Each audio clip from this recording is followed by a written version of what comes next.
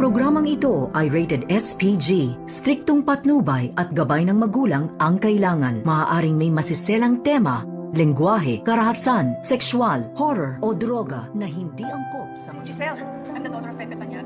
Kaibigan mo daw siya? I don't think we met. What's your name? Narito na nga ang ating mga karagdagan na abangan sa abot kamay na pangarap.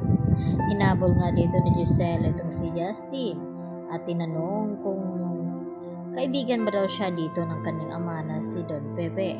At hindi naman sumasagot itong si Justin nang ito'y tanungin dito nga ni Giselle.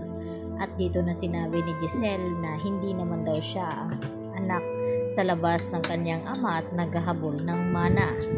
At dito na nga na sumagot itong si Justin sa kanya na kung may pagtatangkaan man daw siya ay walang iba kundi itong si Giselle, baka magpa-party pa daw siya at sana siya na lang ang nasa ICU at nag-aagaw buhay. At hindi nga napigilan ni Giselle na kalad ka rin itong si Justin palabas ng kanyang ospital dahil bastos daw ito at walang modo. At sakto naman na yun din ang pagdating dito ni Eric at kitang-kita ni Eric kung paano takwil ni Giselle itong kanyang anak at napasubsob naman talaga dito nga sa sahig at sinabi diretsahan ni Eric kay Giselle na huwag daw saktan ng kanyang anak at nagulat nga itong si Giselle sa sinabi ng kanyang dating kasintahan na siya nga ang ama dito ni Justin. At nang magkalinawan na nga ay pinaliwanag ni Eric kung bakit nagawa niyang itago, ilihim dito kay Giselle na buhay pa nga itong kanyang anak. Dahil noon, nung ito ipinanganak ni Giselle ay nagawa niya nga ito ipaampon at ipinamigay dahil sa takot na baka malaman ng kanyang ama na si Don Pepe at itakwil siya nito at hindi pamamanahan. At dahil dito humingi ng tawad itong si Giselle dito kay Justin na kung bakit niya nagawa ang mga iyon. At dito naman din na sinumbatan ni Justin itong si Giselle na kung bakit nagawa daw siyang ipaampon at ipinabigay at hindi na binalikan. At nagpaliwanag itong si Giselle na binilikan niya nga itong kanyang anak at ang sabi sa kumuha sa kanya na wala na nga daw ito. At dito naman na umiyak ng husto itong si Giselle sa harap mismo ni Justin. At sakto na dumating naman itong si RJ at narinig lahat-lahat ang mga sinasabi dito ni Justin tungkol sa kanyang ina na si Giselle.